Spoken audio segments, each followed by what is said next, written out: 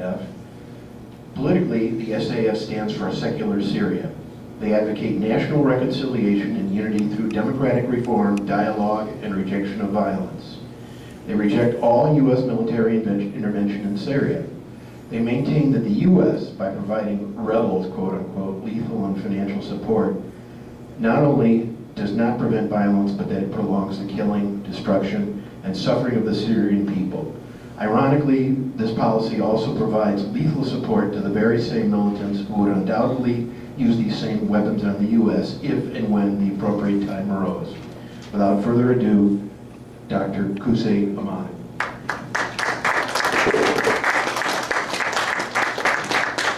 Good afternoon, ladies and gentlemen. First of all, I'm not a doctor, so sorry. That's all right, I'll take it. Thanks for coming. Pardon me. Can you turn that off right now? You're in the middle of that picture behind you. Unless you want to go over there. Okay, that's fine. That's fine. Yes. So I want to thank you again for coming here. I'm going to do my best to tell you what's going on in Syria, since I just came back lately from there. Since the thing started in Syria 2.5 years ago, I've been to Syria 4 times. So I didn't see a big difference between the first and the second and third and fourth time I've been there. What I have seen there always criminals down the street. They're kidnapping people, killing people, going into a restaurant with a car bomb, hotels, bombing school, bridges, culture centers, churches. And this is one of the churches being demolished by those terrorists in Syria. So they are not looking for a freedom or anything. All they are looking for is to destruct Syria as a country for political reason, for somebody else's reasons they're working for. So the revolution usually takes the country from bad to better. What these guys are doing in Syria is far away from being named revolution, because as I just said, they're killing people, kidnapping people, taking people for money, demolishing churches, mosques, trying to drive out whatever the population of the Christians in Syria, which is 1.4 or 5 million. They're trying to just drive them out of Syria. They're also killing the other Muslims who disagree with them for what they are doing. So most of them, they're from out of Syria. We have 86 nationality fighting in Syria. They're all Muslims. I'm a Muslim myself, but this is not the Islam. They do not represent the real Islam. Islam means love, democracy, good relations with others, Christians and others. These people, they are looking to demolish the country. So they're taking money and drugs from outside of Syria, being supported by many countries, and it was on the TV. I'm not saying something secret, you know. European countries, France, England, they're supporting them. Some of the Gulf Arab countries are supporting them. The United States government, unfortunately, supporting them. So I have talked to a lot of Syrians on my trip. The Syrian people knows American values and principles is way, way better than what the government showing and doing. They know American loves the other nations. They know American doesn't want to bomb on other countries. So the Syrian people wondering also, America has lost tens of thousands of soldiers in Afghanistan, in Yemen, in Somalia fighting Al-Qaeda. We have a branch of Al-Qaeda in Syria. We have a huge branch. They've been supported by the NATO's country. And the French president yesterday mentioned it on TV. He will arms and fund those called the Free Syrian Army. There is no Free Syrian Army. What we have is just a group of terrorists. Under the name of Islam, they are killing other people and bombing homes, schools, mosques, churches. So the Syrian people would love to see American people working just with their congressman to stop the threatening of bombing Syria. Because the Syrians love the American. None of the Syrians ever harms any American in the past. Matter of fact, after September 11 was a great relationship between US and Syria, exchanging information about Al-Qaeda members. So those people who's fighting in Syria, when their mission is over in Syria, they have to go back somewhere else. United States could be one of the countries they will go back to. They're the same people who did September 11 and killed 4,000 or more innocent American here. So, as I said, when their job is over in Syria, they're gonna come to this country or other country, and our kids will be in danger because of these people. So we're working hard to let the American knows there is no revolution in Syria. We have a government who is doing its best for its own people. I'm not saying that because I support government. I've been here 24 years. I have nobody in the government or anything, but during my trips to Syria, I have seen totally different things than what the media in the United States are showing. The media here, it's all, most of it, fabricated. They show you what they want you to see. They don't tell you the truth, or they don't show you the reality. The reality, if it was a revolution in Syria for 2.5 years, the revolution should succeed after 2.5 years. But the problem, those people, most of them, they don't even speak the Arabic. So they have no supporter in Syria, but they go into houses with their weapons, killing who's inside. If there is a woman, they rape the woman, and they take over the house. So that's a problem, and the Syrian government just taking its time because there's a lot of a lot of civilian people who's at the same building or the same block. That's why it's taken time for the government to clean up the cities of Syria from those criminals. So I'm ready to answer any question you have here regarding what's going on in Syria. And again, I'm honest to you. I want to tell you the truth, and I'm not going to defend any side. I'm just going to tell you what I have seen and what the Syrian people told me during my 4th trip to Syria. If anyone have questions, go ahead. A microphone there. Why don't you go? Yeah. If we're going to go to the microphone with the Q&A, we might want to show your slides. Yeah. Do you want to do that first? Let's show you some pictures from Because Syria, you can take the lights down. showing you what these criminals been doing in Syria.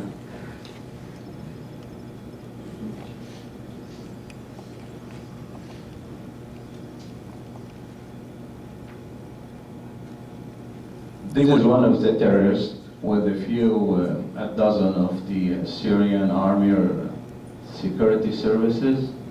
They were captured by this group of terrorists, and now he's killing everyone by putting one bullet in their heads.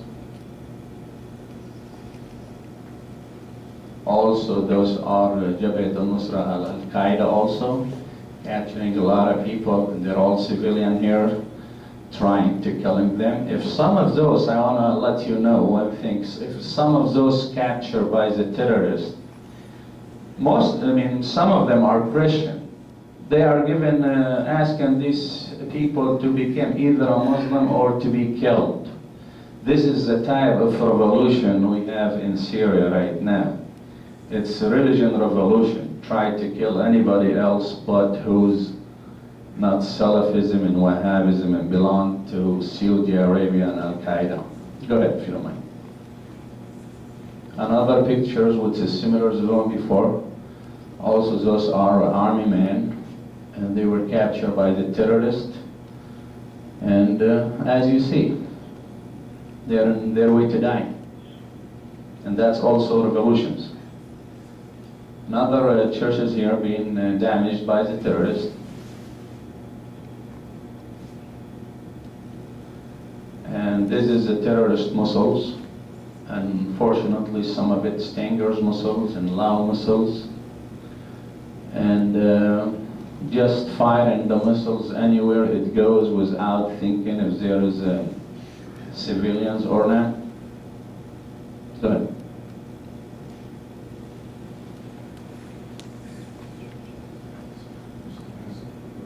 Here we go. That's another bomb for a mosque because they are taking the homes of God as a target so they can create more people with them against the government. But again, they are doing this against the civilians, you know, bombing mosques and schools, and taking over 2,000 factories from Aleppo city to Turkey and selling it at the flea market. They are taking the oil and selling it also in Turkey in the flea market. If they were Syrian, they would worry about their country. You know, they won't demolish their country or destruct their country, because as I told you before, revolutions is to move the country from bad to better. These guys, they trying to take Syria back to 2,000 or 3,000 years ago. Because Syria is a modern country and Muslim and Christian lives in a peaceful way. They're against that. They don't want people to live in a peaceful way. Here's another pictures here. You can read it. So the FSA, the Free Syrian Army, it's a good name, but it's bad people in it. So most of them don't speak the Arabic. Most of them came from Al-Qaeda and Jabhat al-Nusra, Salafism, Wahhabism. They're against everything, doing their best to create an Islamic country the way they want it, which is a huge problem, because if they were allowed, they would be allowed to do that. That's when they believe killing everybody else underground. So it has to be only one Islamic country underground.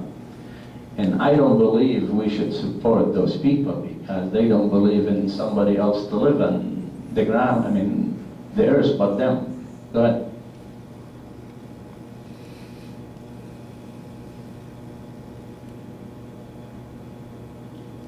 This is numbers of people. Yes, the fighters. And Where does this come from? Business Insider. Business Insider. Can you address that graph? I mean, talk to that specifically.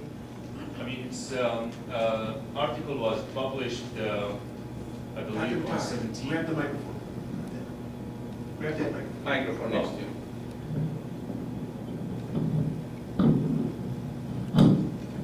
Okay, it's from the article was published on Business Insider, I think on 17th of September. It's showing the amount of the rebels in Syria, specifically the Islamists, and we can see from left to right that most of them have the Islamist jihadist mentality, starting from the ISIS, Islamic State in Iraq and Sham, then the Syrian Islamic Front coalition, which is another huge brigade on the ground.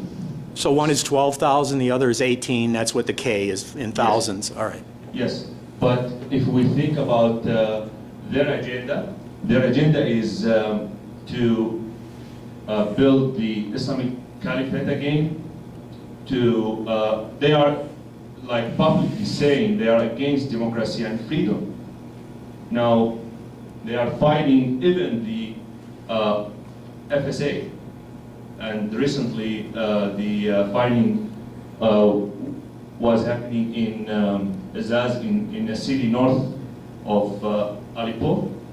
So they are bringing their own agenda, which is started in Iraq already by the Islamic State, and then they added the name of the Islamic State in Iraq and Sham. And al-Nusra, the daughter of Islamic State in Iraq, they are in the same category with the 12,000. Those brigades are located basically on Euphrates River, Deir Zor and Raqqa, and north of Aleppo, plus suburb of Idlib, north of Syria. And plus there are some cities in Al Jazeera in northeast of Syria. They are controlling those cities. And the small branch, now FSA on the right, actually they started to defect from their own brigades. They started with them to those powerful brigades, extremist brigades, the Sukur Sham, Ahrar Sham, and ISIS.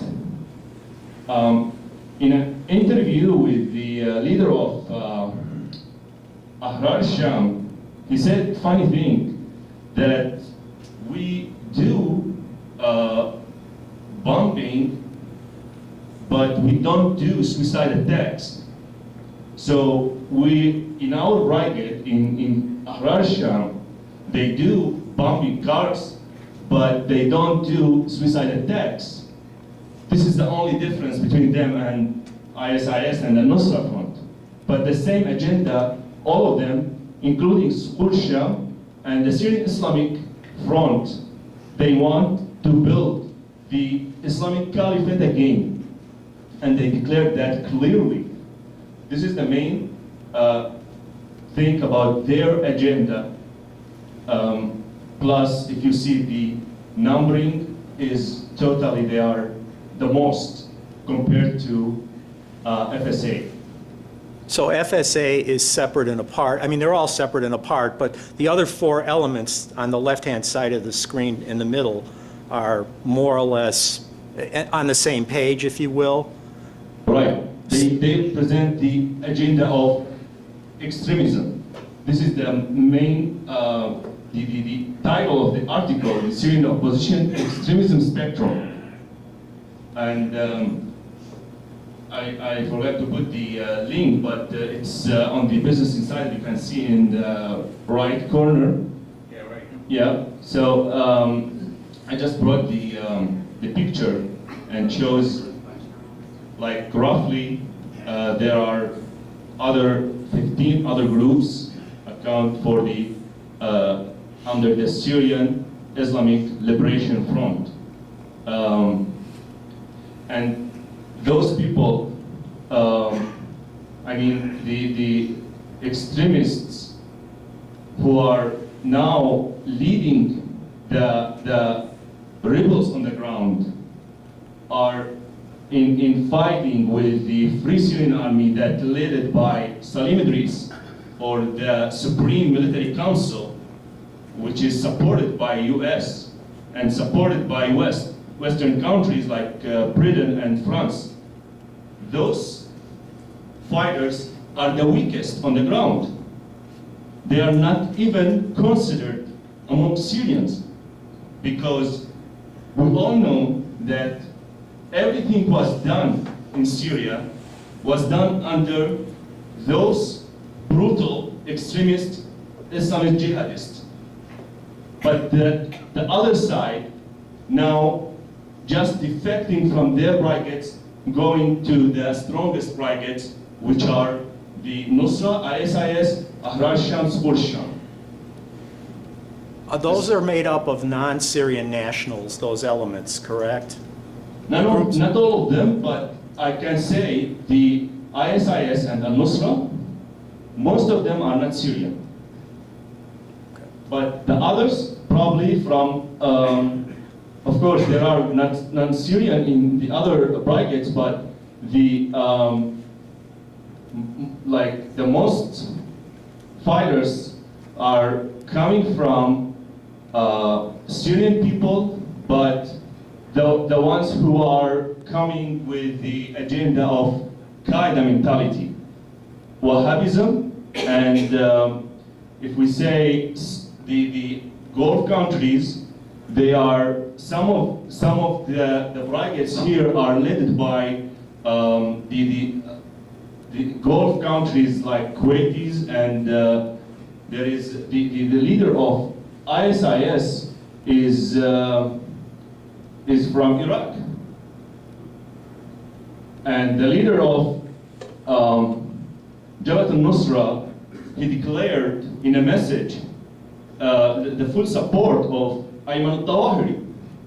And Ayman al-Zawahiri, just 2 weeks ago, he sent a message to his followers that they have to retaliate from United States. They have to attack United States facilities over the whole world.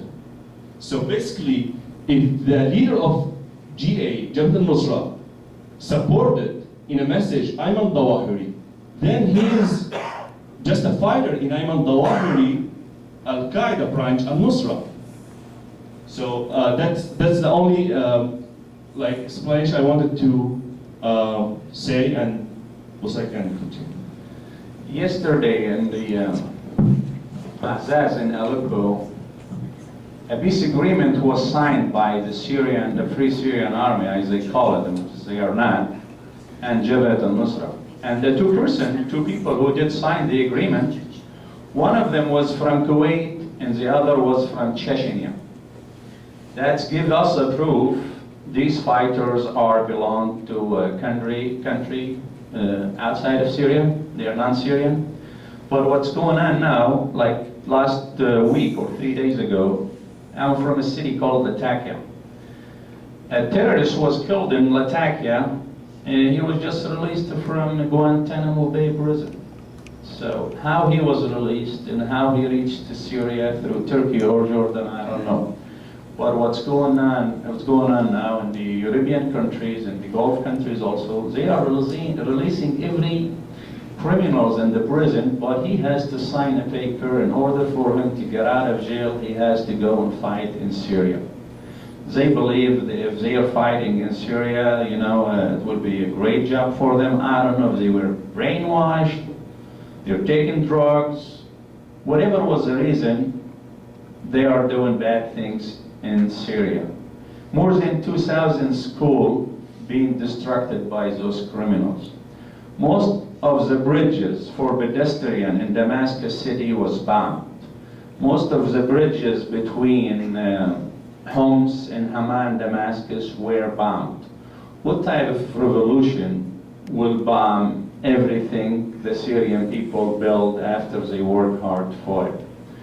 So if they were real revolution, the government would be gone already. But after 2.5 years, the Syrian people still going to work. The government still pays their salaries. The kids are still going to school, even after they are bombing their cafeterias. Imagine the kids eating at the cafeterias and someone comes in with Allahu Akbar and bomb and killed everybody there. That's a problem. We know, we live here. I know American values is great values. I know American principles, great principles. We should work together to convince the congressman, the president of the United States, not to keep mistaken. Back in September 11, they decided to go to Iraq. Iraq has nothing to do with the hijacker, but they did go, and they did go to Afghanistan. But the problem is, after fighting in Afghanistan for 12 years, and losing tens of thousands of American young men and women, now the United States opened up a dialogue with Al-Qaeda, and they opened up an office for them in Qatar. What kind of respect we have for the American soldier who died? What we need in Syria, my friend, is dialogue to be open between the Syrians. It's on the track, but there's a lot of interfering from outside, France, England, US, and the Gulf countries. When we talk about interfering, the United States as a world superpower, they are able to stop it, and it's very easy just to stop funding. You pay taxes here and we pay taxes here, and this money is going overseas, and most of the money ending at the end of the terrorist, whether it was a mistake or not by US government, but unfortunately that's what's going on. So we want to work together to help the Syrians have a dialogue between each other, because nobody else could solve the problem in Syria but the Syrian. There's a lot of political reason behind that. I don't want to go into it. At least if you ask for it, I'll be happy to answer you. Anyone with a question, I'll take it. Okay. Can you see the rest Well- of the slides? Yeah, you want to show the rest of the slides? Go ahead, Dr. Matar. If there's any more slides? Yeah, this is a church near.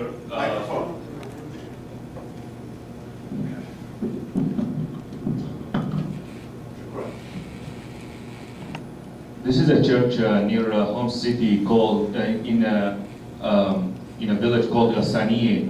The priest of this city was kidnapped and killed, but the thing is, this city or this village is only Christians and didn't have any fighting before in this village. I mean, there was no reason to attack or to justify attacking this village or this church and destroying and killing the priest who tried to defend nuns while the attack happened. Here is a St. Georg Armenian church. This church was destroyed by, I would not say Islamists again, because the main shoot is Islamists, but I would say Al-Nusra Front. They are presenting the far extremist branch of the rebels. Here is, I put the link on YouTube. If someone wants the slides, I can email it to him, then he can see the video of this. This is bombing Husseiniya or shrine. This is for Shia branch of Islam.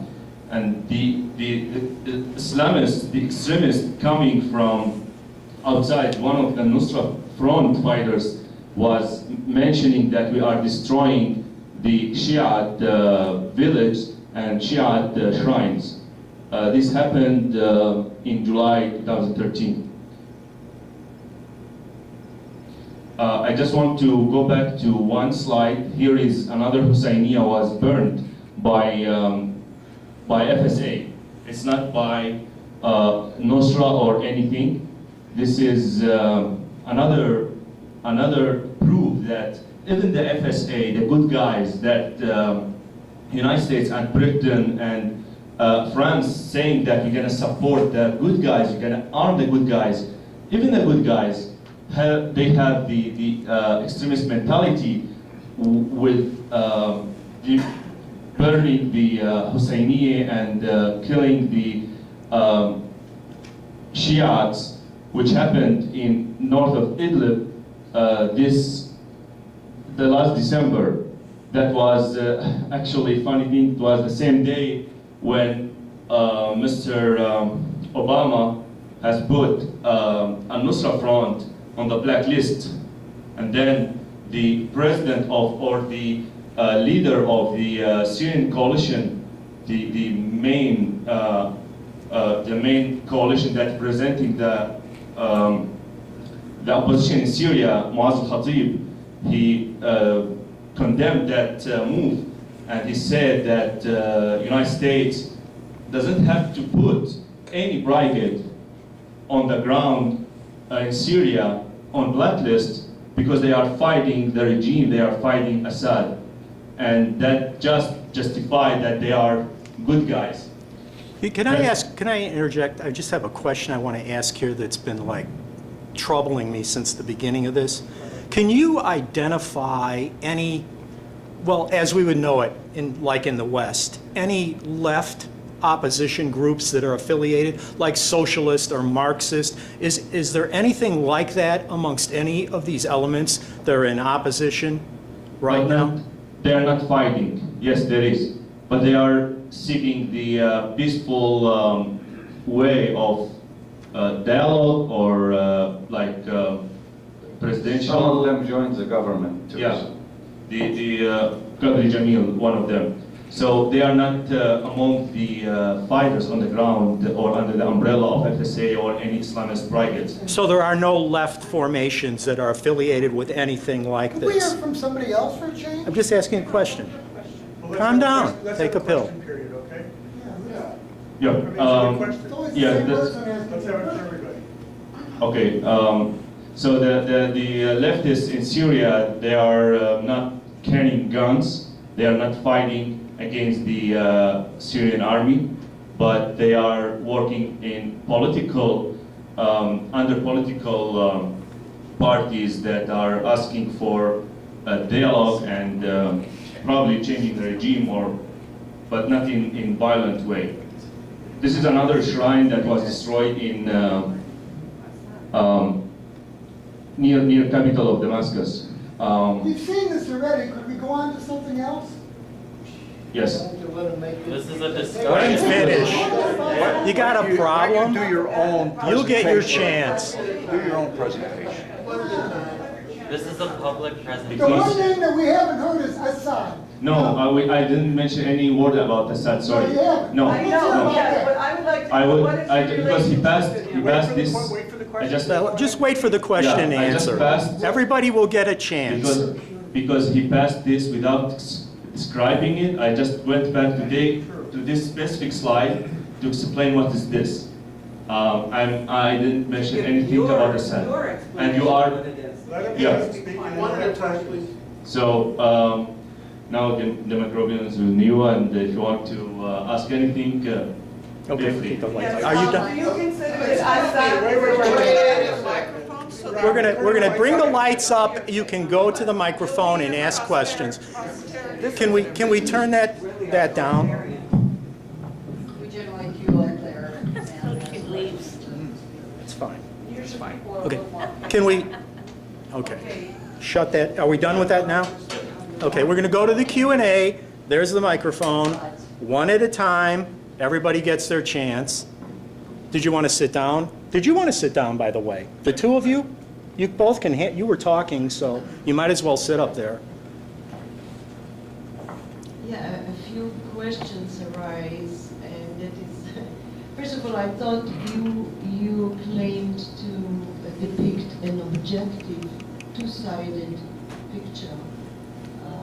I saw one side, maybe I skipped some. We would like to know anything about why did the rebels, why are they so mad for 2.5 years? Do they just want to destroy Syria? Or does it have anything to do with the regime, with the government, with the poverty? We didn't hear anything. Also, the pictures, I have questions about the painting, the photos.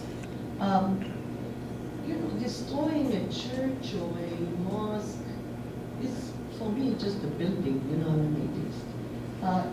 How can it compare to the photo that were going all around the world of children that were guests?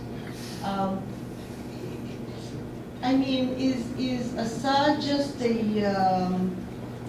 victim standing by, and I mean, is it a good guy, bad guy kind of thing? And that's the picture I got from him. So please explain that. And also the mosques, you show a lot of churches. And I guess that goes well in the United States if you make the Christians mad at the rebels. But mosques, I thought you said that the rebels were Muslims. Would Muslims really destroy mosques? I would think that Assad and the government that were secular would be more likely to do that. Okay, thank you. Now, let me begin by telling you what's going on in Syria has nothing to do with democracy, has nothing to do with the president as president. There's a political reason for what's going on in Syria. You're trying to divide Syria to 3 countries. Alawi, Sunni, and Durzi, and Christian has to get out of Syria, where they will be on their own. That's what they are trying to do in Syria. Syria is the only Arab modern country. People live in peace way, married to each other, Muslim and Christian. I have one sister-in-law, she's Christian. My friend is Christian. We're not related to Assad, for that lady who asked about our relationship with Assad. We're not related to him, but there's a reality on the ground of Syria. There's the Syrian people, if they want to remove Assad, they could do it. But imagine if people come from places where they have no constitution, like Saudi Arabia and Qatar, Somalia, Chechnya, and other, looking for a revolution in Syria to change the regime. The regime is not the issue. The issue is Syria itself. Syria is the only Arab nation is looking to have their occupied land in order for them to sign a peace. None of the Arab countries worry about the occupied land except for Syria. The Syrian people, the thing is not the Syrian president. If the Syrian president will live, sometimes later he will get out of the office, you know, nobody stays forever. But the Syrian people, the Syrian community, refuse taking order or being divided by outsider country. That's a problem. They try everywhere. The only way left for the Western country is to divide Syria, is to support for a civil war or sectarian war. Thanks God, so far it has been failed. That's why the issue of chemical weapons shows up lately, and the Syrian government mentioned they want to give it up and signs a world treaty about that. So we're not related to Assad. I have nobody in the government, and I've been here 24 years. Before Assad, maybe he was not even in high school, so I'm just related to my homeland, to my family. I don't want these guys to kidnap my nieces and rape them and kill them. I don't want these guys to prevent me from seeing my other close friend who's Christians live in the other city. That's what they're trying to do. It's not about Assad. It's about criminals trying to take over Syria, make it equal to Saudi Arabia and others, where Saudi Arabia, matter of fact, the lady just asked, you cannot be like this in Saudi Arabia, you have to cover up your face. That's the place where the... Well, I'm not going there. I'm glad you're not, but I mean, everybody think Assad is a bad guy. I want to tell you one thing.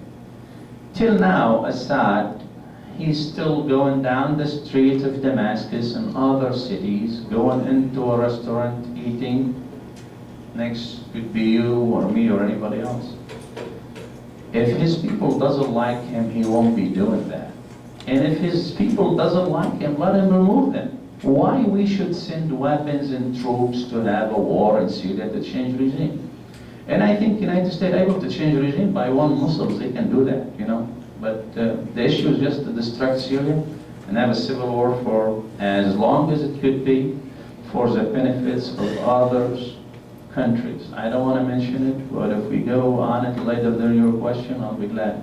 Any question? Just add something, please, regarding your question about Muslims are destroying their own mosques or something. You know that there are two main branches in Islam, Sunni and Shia, and those are fighting not only in Syria, they are fighting since 2003 in Iraq, and you hear news every couple of days. You hear bombing in Iraq, one day in a Sunni area and one day in Shiite area. So when you hear a Muslim, we are specifying Wahhabism and extremists and Salafists. So this is one thing. The other thing, we are not here to make any propaganda for Assad. And as I mentioned to the lady before, I never said anything about Assad in this presentation. I just want to say that when we are talking about that, just to prevent that Syria to fall in hands of those rebels who are, most of them are extremists and bringing agenda of changing the identity of Syria to be Islamic country. We used to live our life in secular life. I grew up in Syria. I know Syria. Most of my friends are Muslims, and we never discussed these issues. But now, since the extremism mentality is invading Syria, this is what we are trying to prevent. We are here to tell Americans that there are a lot of people, even they are from the opposition, okay, they are against violence. They are against this, the proxy war that is going on since 2.5 years.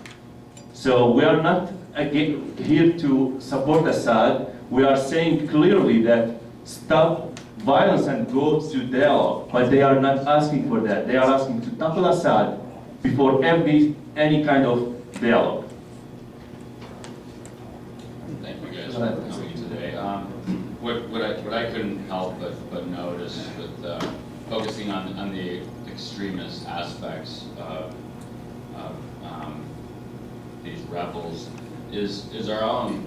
It's our extremism too in our foreign policy coming from the West. I mean, we have a proxy war going on there between the U.S.-Israel relationship, the U.S.-Saudi Arabia relationship. It's been very clearly shown through interviews that a lot of the rebels were getting weapons from, of course, Qatar and Saudi Arabia, and that even the chemical weapons from a very respected and reputable journalist were being handed to the rebels without even being told that they were chemical weapons to be used.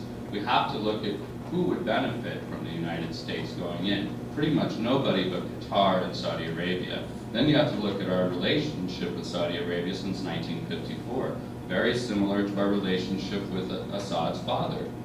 And then Assad's father died, Assad comes in, he says he's going to, give democracy as soon as there's some uprising, he shuts that down, and it was a perfect opportunity because stability in the Middle East, as far as U.S. foreign policy, is instability.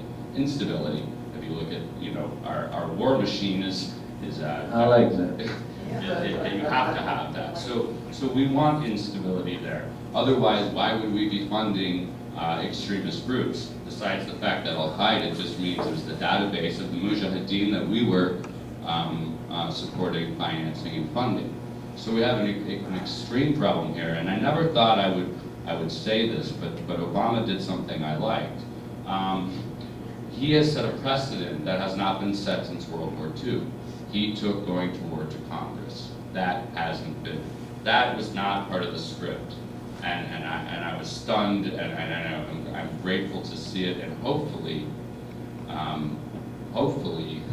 we can get this eschatological determinism out of all of our governments, because it's the same reason why the fundamentalist Christians here support Orthodox Israelis, even though they are diametrically opposed people, and they're going to have to choose, to either burn in hell or have the Armageddon. So really, it tragically it looks like the extremists and the eschatologicals are really trying to bring about a self-fulfilling prophecy of extremist Abrahamic. So I thank you for coming and sharing. You're welcome. I just want to mention a few things. In Syria, the Middle Eastern people, if they have 30 or 40% or 50% of the democracy, they will be happy about it. Stability comes first. I couldn't take my family, my friends couldn't go for the past 3 years because of what's going on. So I've been there 20 times during the past 24 years.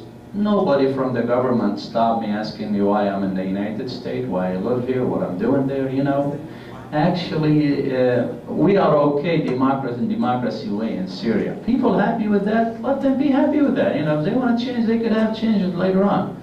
And since you mentioned the relationship with Saudi Arabia and Syria for the past 40 years, no Syrians ever harmed any American, but if you look back at September 11 hijacker, 13 of them were from Saudi Arabia. What the government of the United States did for Saudi Arabia to stop that? Nothing. Nothing. They just believe US and Saudi Arabia will have a revolution in Syria, a place in Saudi Arabia. I mean, it's terrible. I don't want to talk about them. They don't deserve even to talk about it because there's no constitution. A country doesn't have a constitution. Let's just not talk about it. Syria is the birthplace of the alphabet. Syria always been modern country. And I wish and I hope it will stay. In Syria we have a little village 30 miles north of Damascus called Ma'lula. It's the only village in the world, population about 1,500, the only village in the world still speaking the language of Jesus, Sayyidina al-Masih, and Virgin Mary. What the terrorist has to do in this village to go and bomb it and kick its residents out of it. There is no army bases or anything. It's very simple and very clear. They are trying to have a religious country there, Islamic country. They can have an excuse for other country to build their own country and religions also. So go ahead if you have questions, sir. I started with a question, but I have something that I'd like to express. I'm actually quite disappointed in this so far. I thought I was going to come in here and a presentation about the struggle in Syria and what the different forces were. But actually what I've heard only is supportive of the government, in fact, even though you may say not. You dismiss the opposition as only terrorists.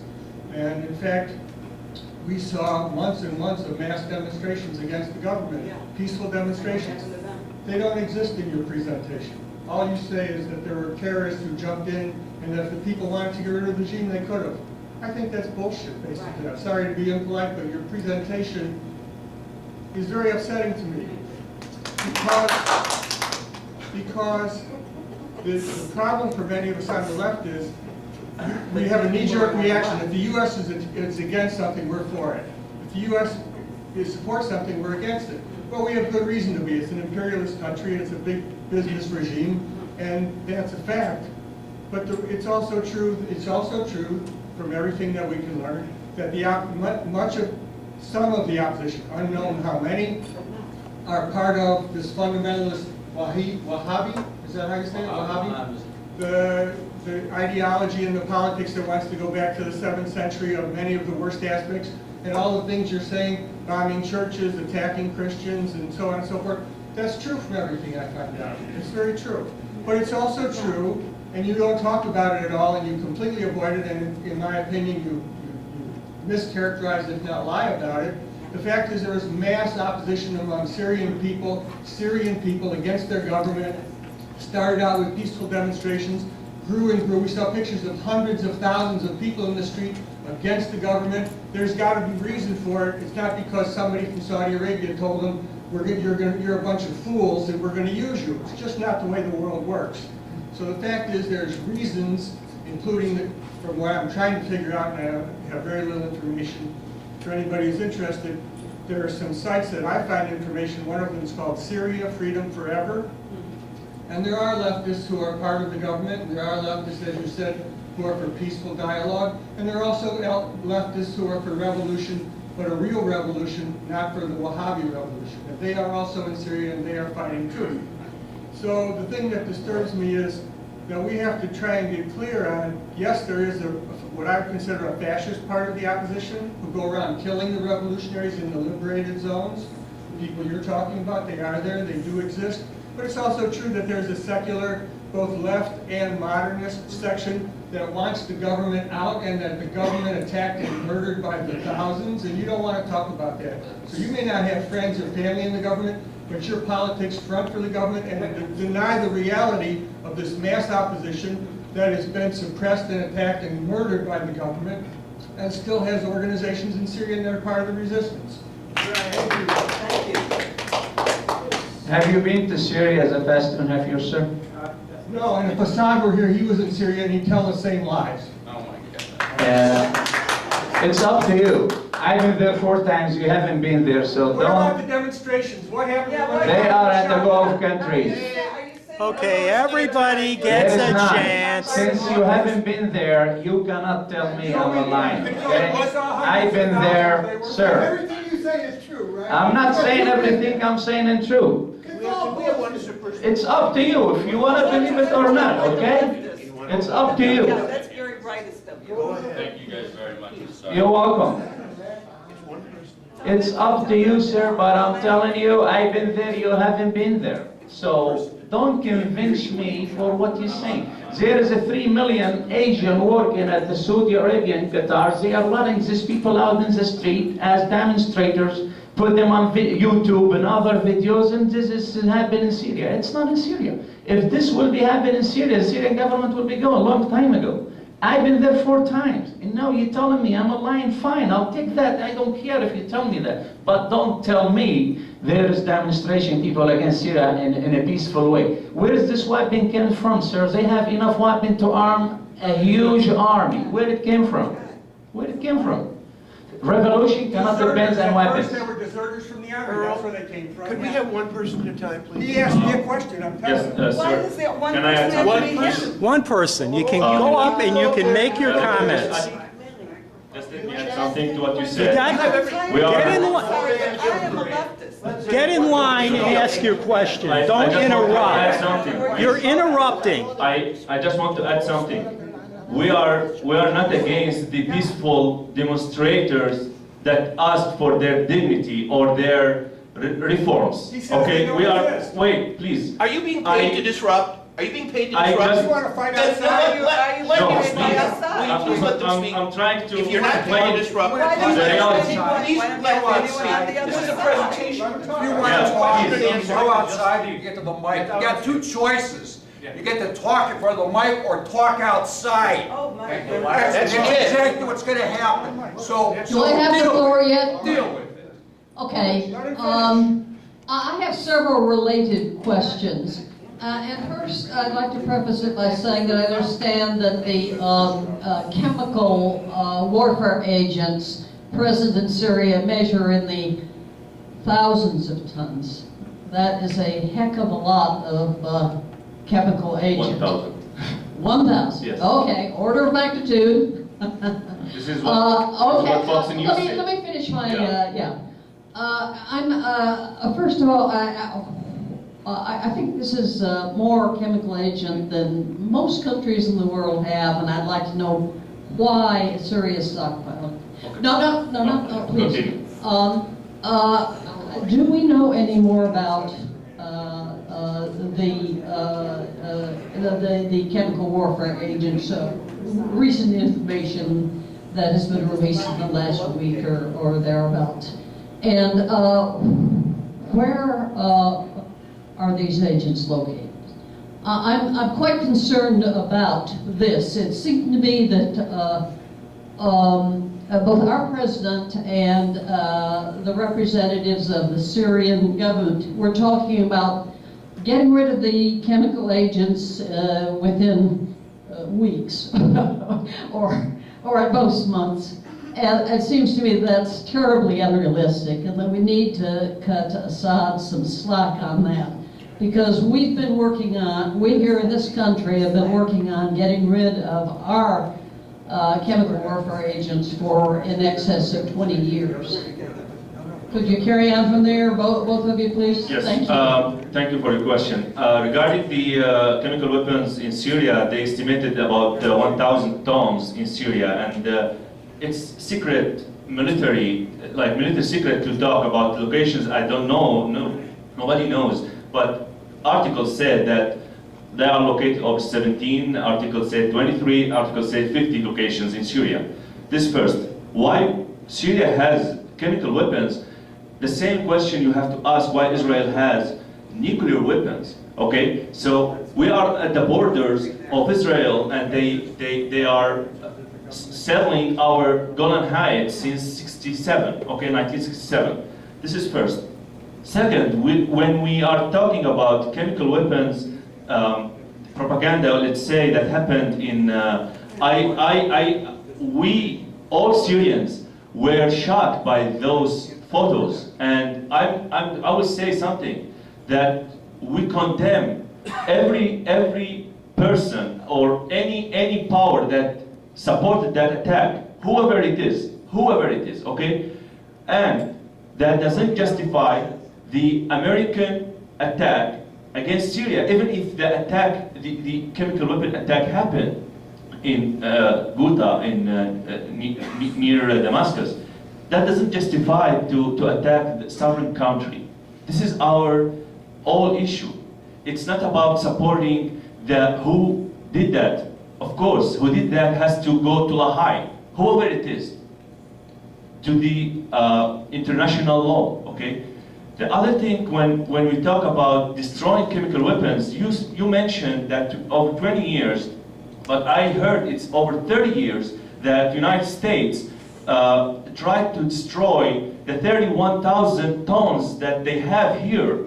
And I'll tell you something, in United States, they destroyed 29,000, and they still have 2,000 tons in America of chemical weapons. In Kentucky, they have 500 tons. Okay, why? Can you ask your government? No. They know what do they do. It costs, like per 1,000 ton, I heard that it costs to destroy $1 billion. That's not an issue. But John Kerry, when he said that we want to be destroyed over 1 week, that's, of course, this is not applicable, and he knows that, okay? But we go back to the main issue, why the Syrian army has chemical weapons.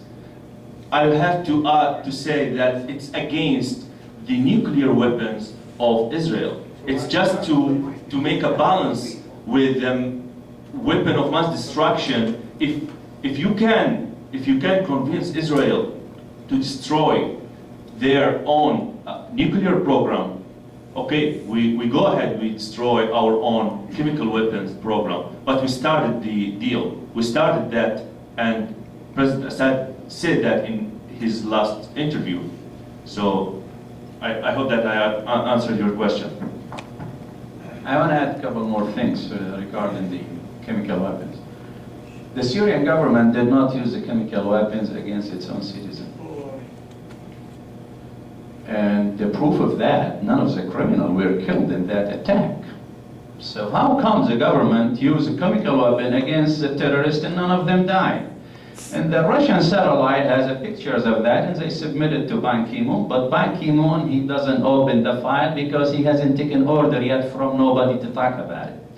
So Syria will not use a chemical weapon. There is more than 600 in nuclear-head war in Israel.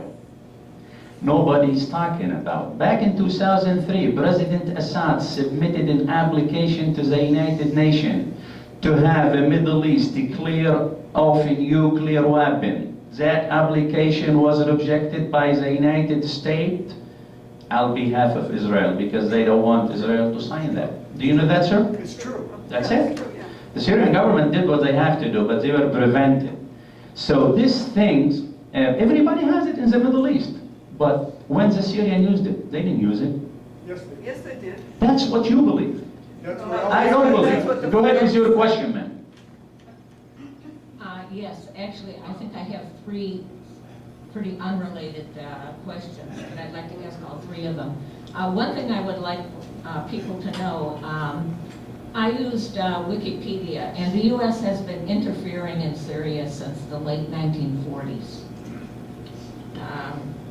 I'm glad you know history. Pardon? I'm glad you know that. A lot of people, they don't look back on the history. Go ahead. Well, and I think it's been interfering pretty consistently all, I don't know how many years it is. I think I figured it out at 66 years, from 1947.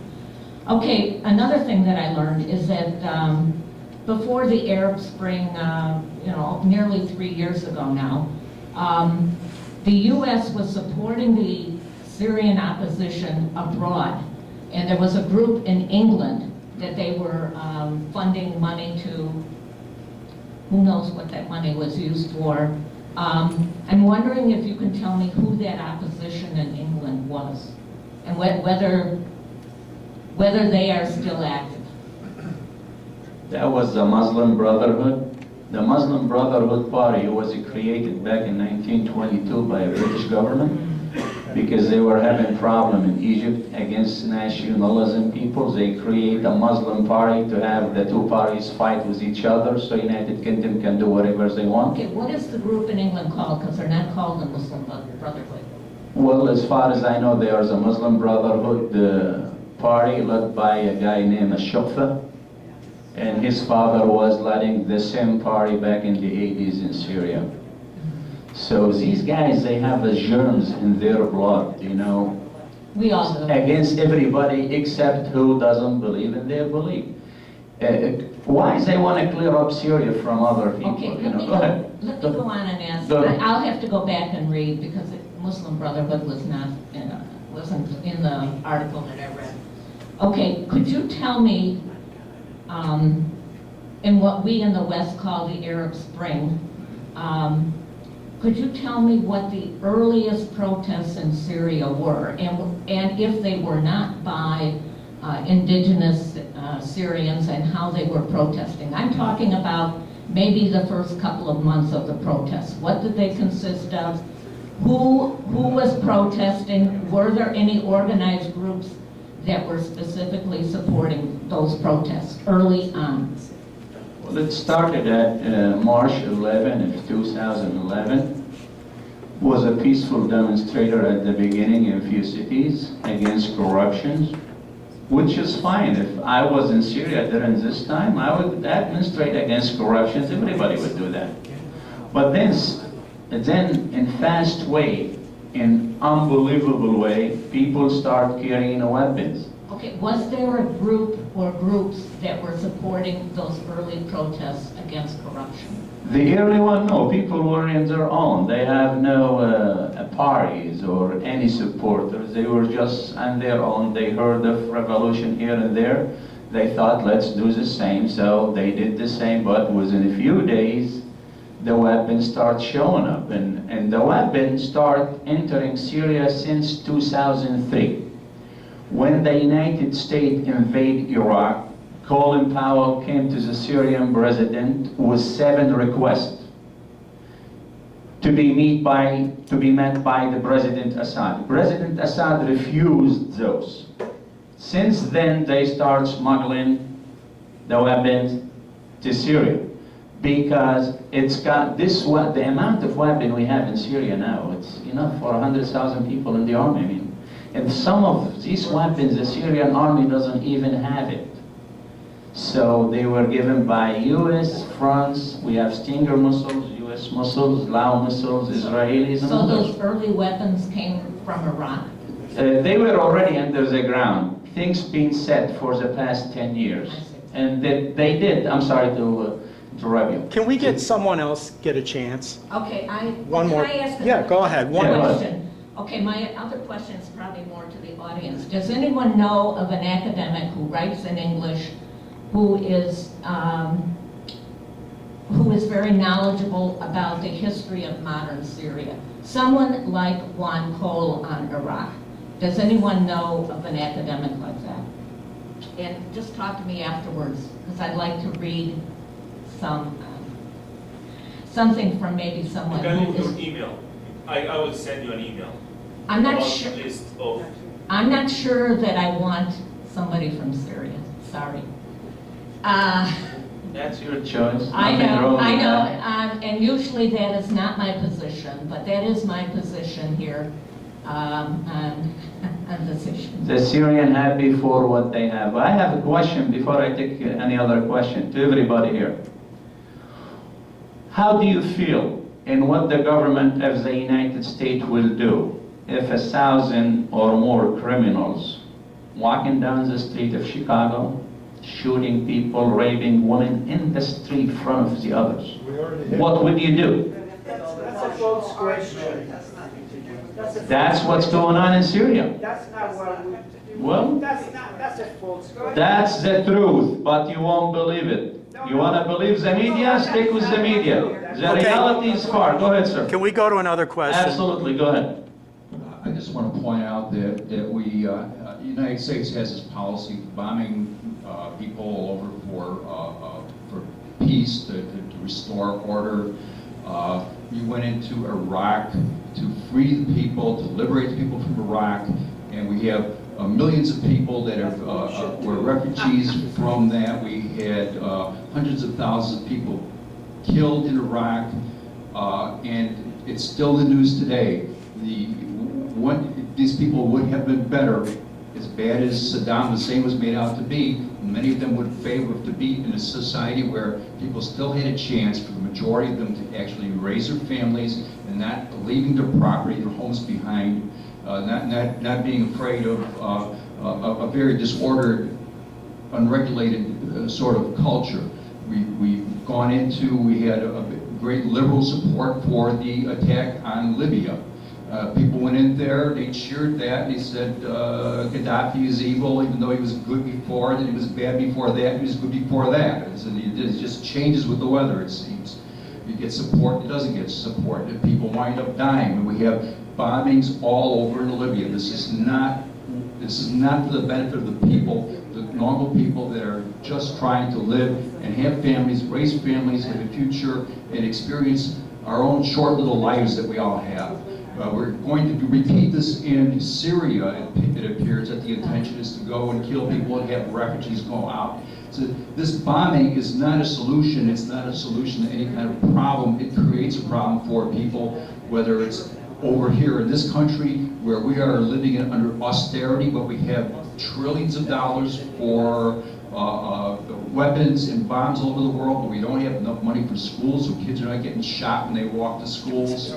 We don't have enough money to actually have mental health care, so that when people do go off and get crazy, they go off, they start killing. We had the 13 people shot in the naval yard the other day. We have all these things going on because we're being deprived of everything over here, so we can go and bring so-called peace in another place, and the peace that we bring is a hell in other places.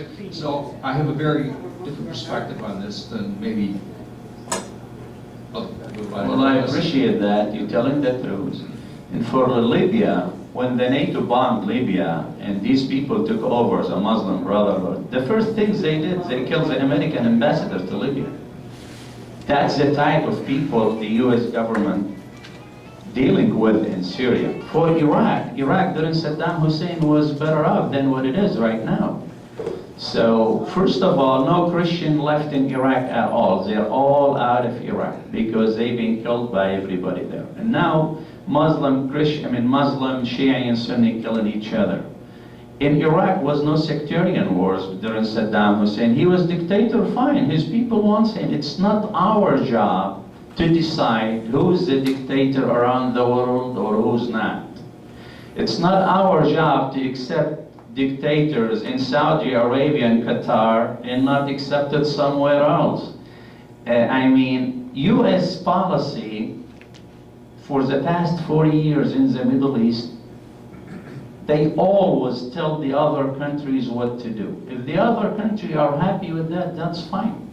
For example, they told the Bahraini sheikh to get out and give his son the power. He did.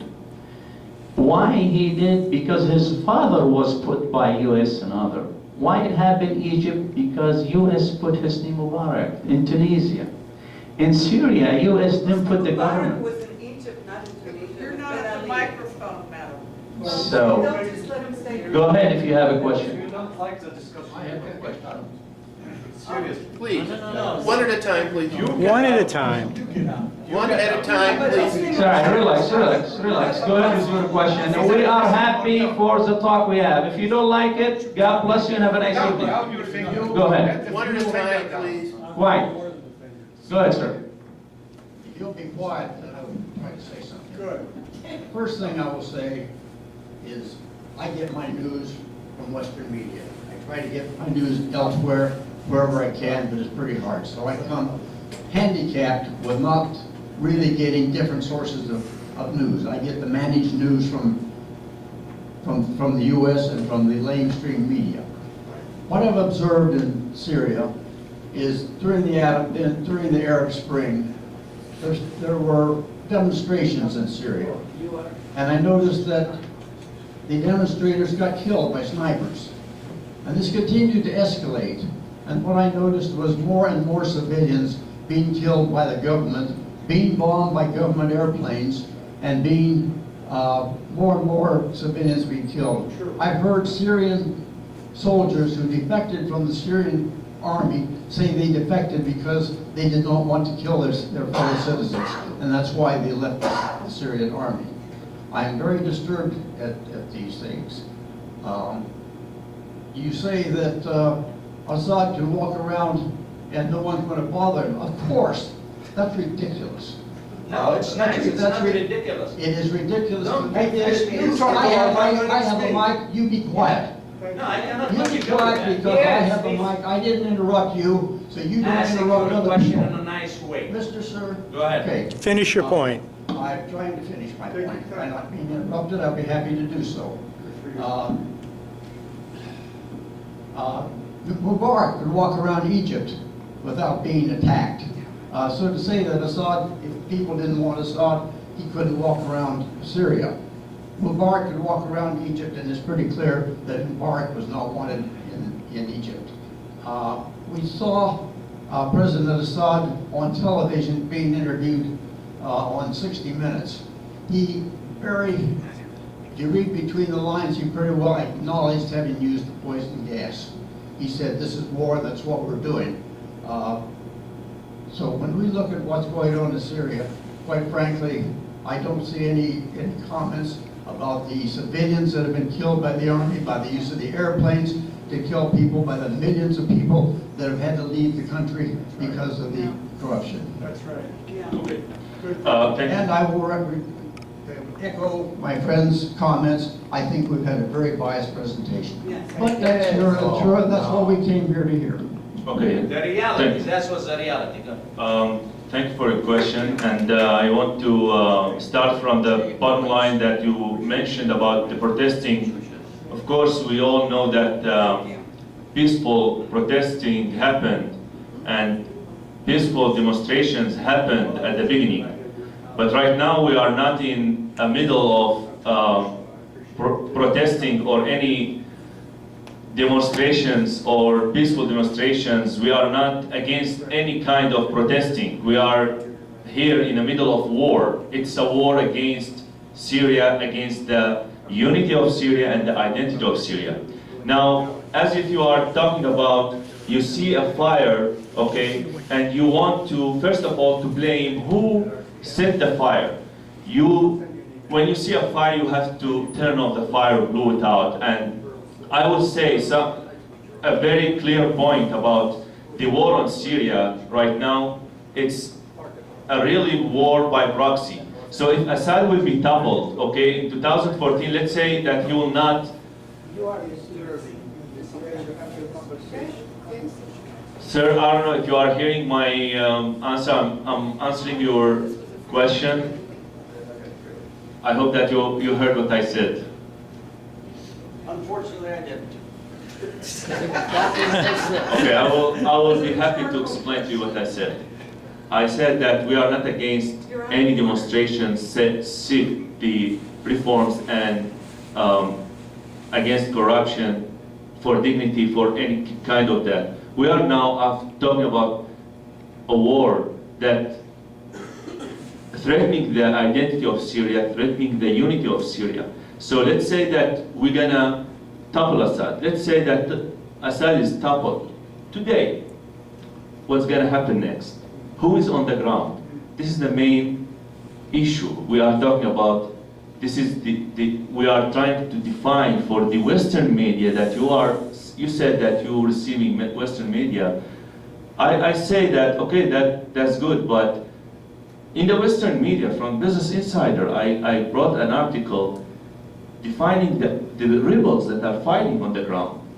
So if you topple Assad today, okay, what's gonna happen next? Do you think that the killing will stop? Who are killing each other in Azaz now? FSA and IS. So we are not here to defend what happened in the past. We condemn any killing for any civilian in Syria. we condemn any kind of brutality happen from any side. It's a war. We are not saying that regime didn't carry out any brutality attack or any violence. Of course, we all know that happened. But what's the solution? We are here to say what we have right now, not in 2011. It's not in our hands to just say, okay, let a regime to be toppled and let the Syrian people decide about themselves. Half of the country is out of the control. Who's going to lead the country? Of course, it's going to be divided. Clearly. That's what we are trying to say when we present those issues, because it's sectarian cleansing happened in a lot of areas.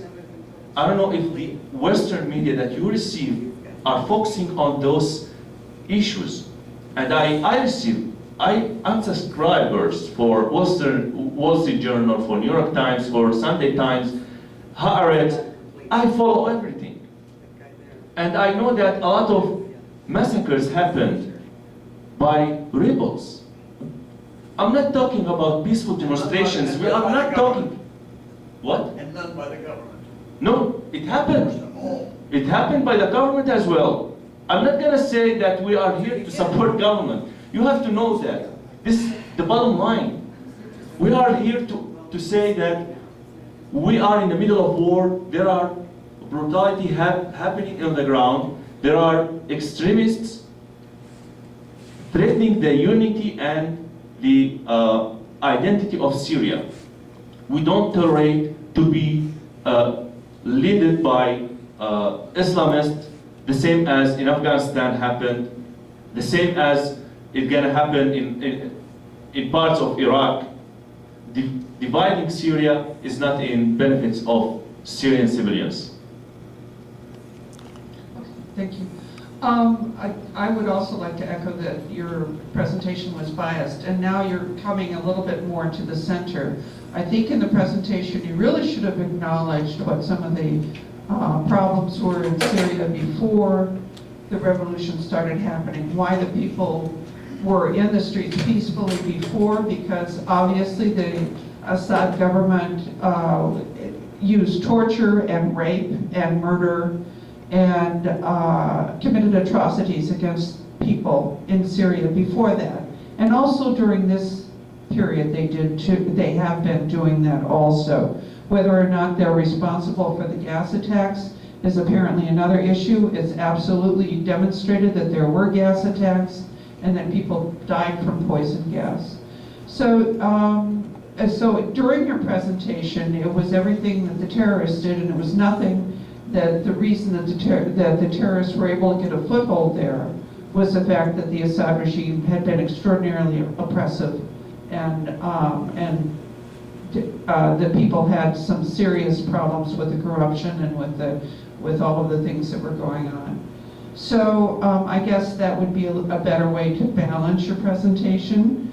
The other thing is all the pictures of the Christian churches, even though a minority of the Syrians are Christians, the majority of your pictures were Christian churches that were bombed and whatever. And that's appalling when you bomb those kinds of cultural, I mean, I'm also an atheist, but I do understand that religion is really part of a cultural, emotional, social fabric that people have in a society. And so if you destroy the churches, you really are attacking like the soul of the people, if you can talk to it like that. But to only focus, or to focus primarily on Christian churches, first of all, is not percentage-wise appropriate.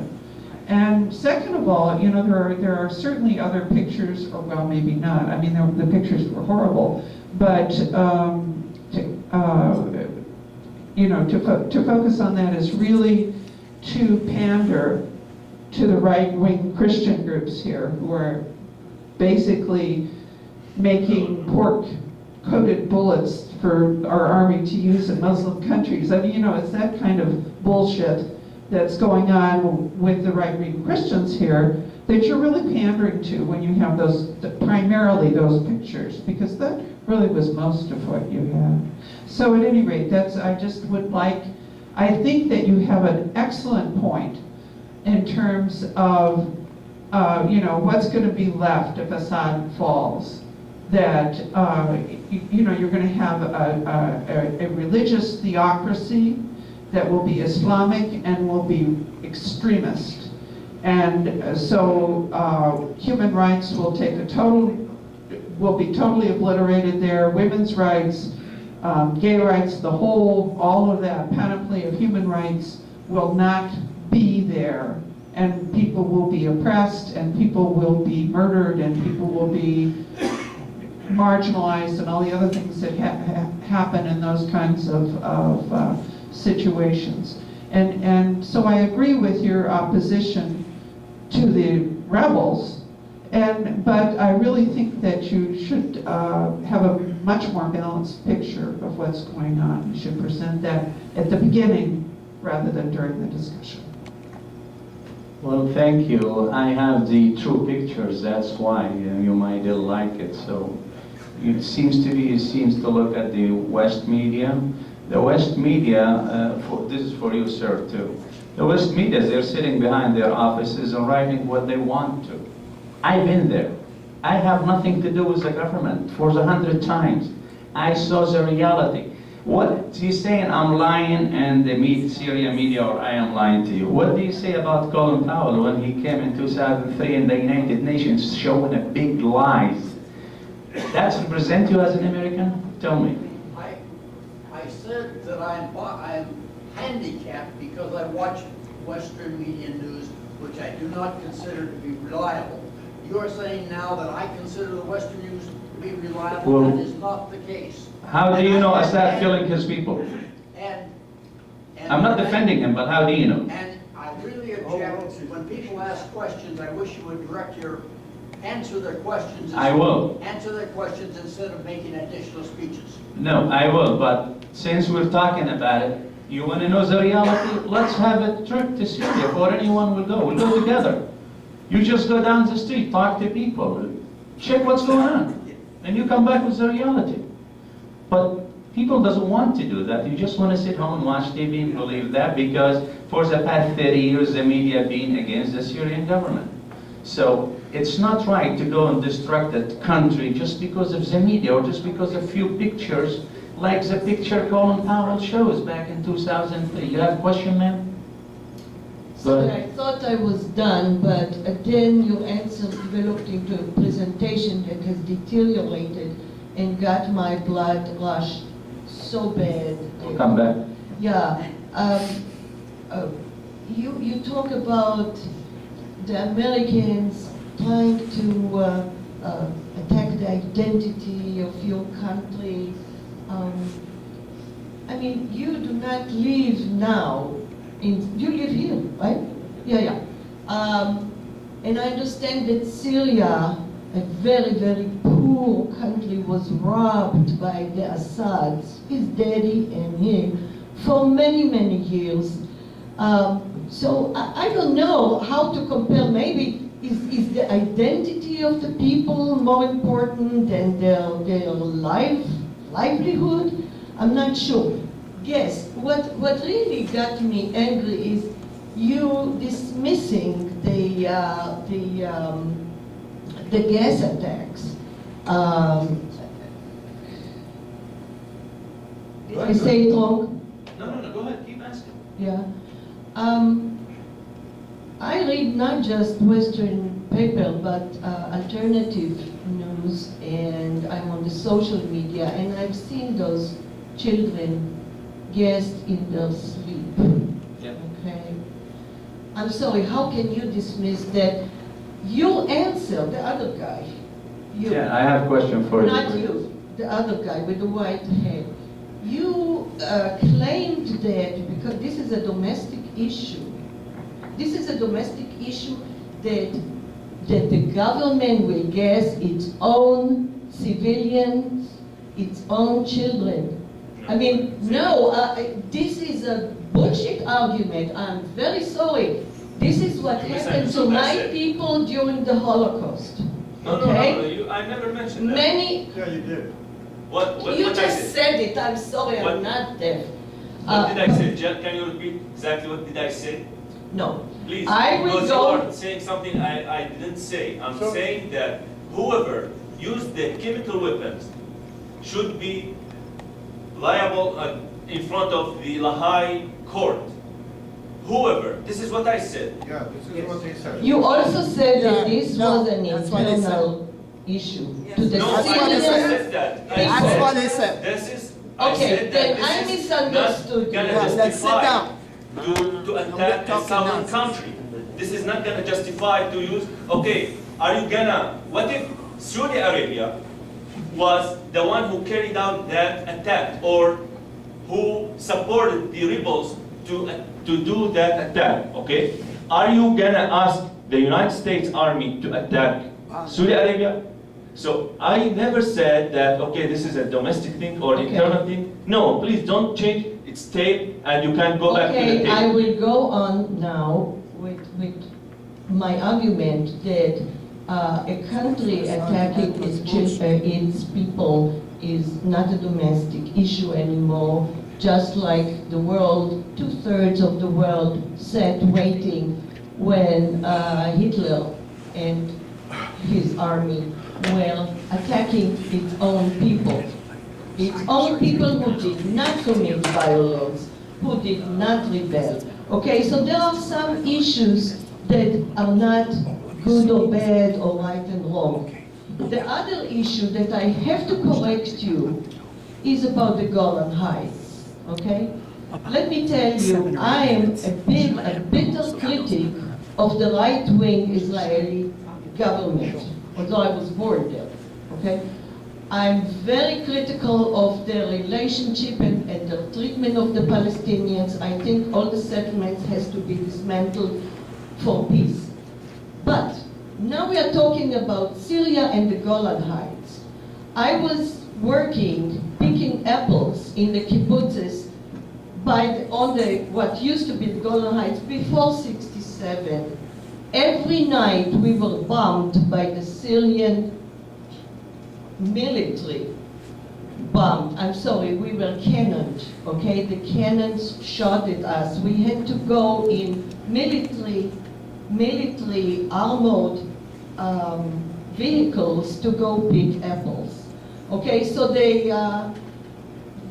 brutality of the Syrians preceded the seizure of the Golan Heights, and if the Syrians want to get back the Golan Heights, they would have to give big assurances. They have never made any attempt to resolve the issue with Israel. So now you are justifying the settlement of Golan Heights? This is what I understand?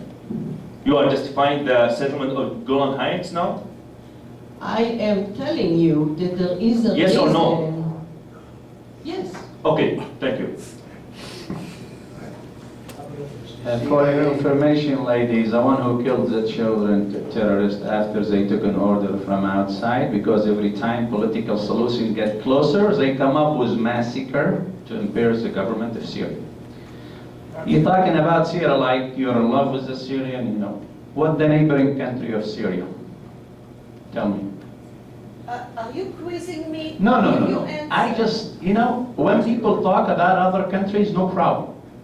But you have to know almost, not everything, most of the thing. Just give me one neighboring country beside Israel to Syria, just one. Lebanon.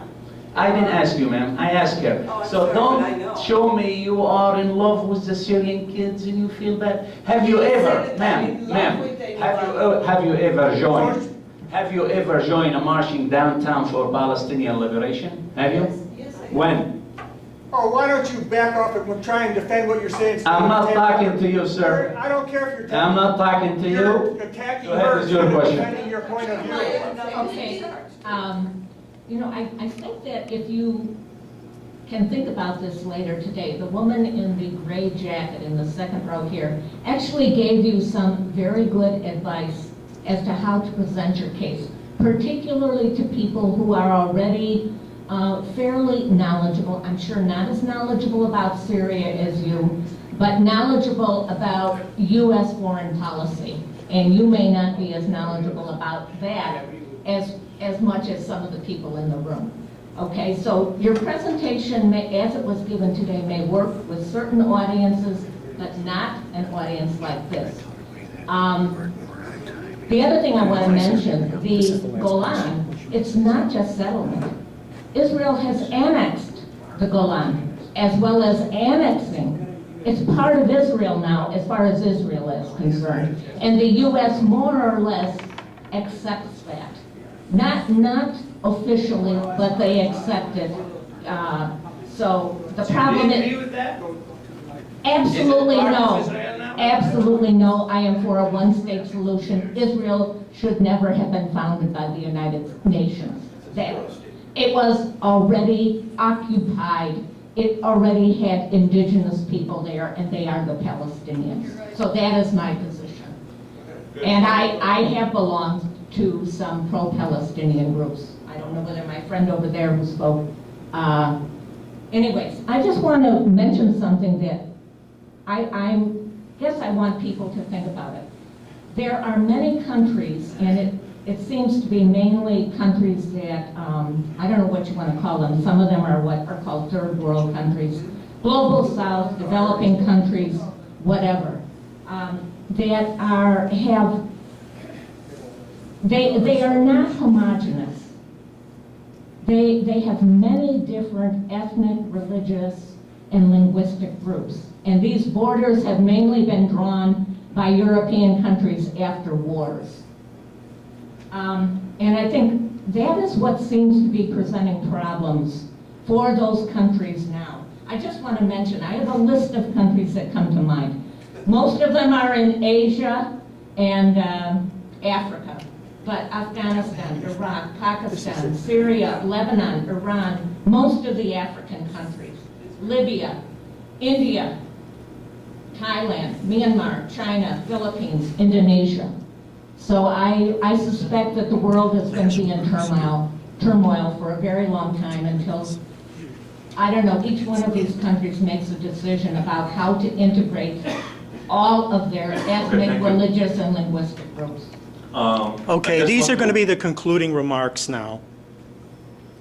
We're over an hour and a half, so. So we need closing statement. Yes, by all means. Okay, I just want to say about what she said regarding this presentation should not be for those audiences. As I mentioned, I'm trying to just focus on what's going to happen if we are going to let this army to be divided, or let's say all will be destroyed. Who's going to lead the country? We are talking about a war.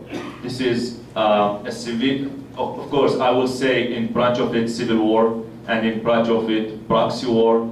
We have heard that Saudi Arabia is paying the monthly, from The Guardian, it was in June 2012, that they're gonna pay the salary of the FSA. Okay, now, can we ask why the Saudi Arabia will pay the salary of FSA fighters? Here we are talking about a war that is going on between two main powers, East and West. The Russia and China and Iran and Hezbollah, plus Syria and the Western US and the NATO, plus the Gulf states and Turkey. Those people, those countries are interfering all in supporting every side. But I lived in Syria, and you are saying I live here. Of course we live here. I still have my home there. I still have my relatives there. I just brought my mom here because of violence over there. We are not talking about protesting or any kind of those. We are, of course, we are shocked by the photos of the chemicals or any massacres that happened in Syria, whoever did it. But I will tell you something, that we have to find a solution. We are not here to convince everybody. All of you are grown and you can read this article and you can make a conclusion different than the other. So we are not here to tell you you have to believe us or not. We are just to present our own perspective of the reality of Syria as Syrian people. as you justifying the Israeli occupation of Golan Heights, so I will ask you how you will feel sorry about Syrian kids that were killed before by Israeli, or their fathers were killed by Israeli. And what about the massacres that happened in Palestine, in Gaza? What about the chemical weapon, the white phosphorus that was used in Gaza in 2008? I think you are presenting something. The war was not started by Israel. Yeah, It was a response. I'm saying that you are Why not. am I justifying violence against children? We They are. started the war. This is war. Okay, I'm Yes, telling it you, is this is war. When you bomb a building, I'm just telling you an example. When you bomb a building, they don't care. I didn't bring those pictures of churches or mosques to present propaganda about Christians. But I asked something, why they destroy church specifically? Because I'm telling this is a radical Islam war. This is a war against those buildings because they want to make a cleansing, the sectarian cleansing for Alawite and Christians. I'm not talking about the rights of dignity or the freedom or anything like that. We are not against everything like that. But tell me why these churches to be destroyed? You are atheist, I'm atheist as well. I don't believe in God. I'm just telling you that if you think that I'm bringing those pictures to convince you about Christianity or anything. We are here to say that there is a sectarian war. You don't care about God, I don't care about God. You don't care about Christian or Muslim, I don't care about Christian or Muslim. But I'm telling you that in Syria, a lot of people care. They're killing each other. They're destroying the churches, the Shiite minorites, because they care about this. Why the bombing in Baghdad happening every couple of days? Because those people, they care, not the same as you and me, that they don't care about the God or the belief. Okay? Thank you. The closing statement, ladies and gentlemen. We're all looking for peace in Syria. The only way to do that, the United States has to open up a dialogue with the Syrian. The supplying and arming and funding of those group in Syria, the criminal group, has to be stopped. Let the Syrians solve their own problem on their own. They will be all right. They will have democracy. Firing or bombing Syria, Tomahawk missiles and cruise will not bring democracy to Syria. Syrians responsible about their own country. The Syrians, they have the right to take their president out of the office or keep him in the office. Let's not get involved. Let them solve their own problem and their own. God bless you, God bless US, God bless Syria. Thanks for being here. Thank you very much.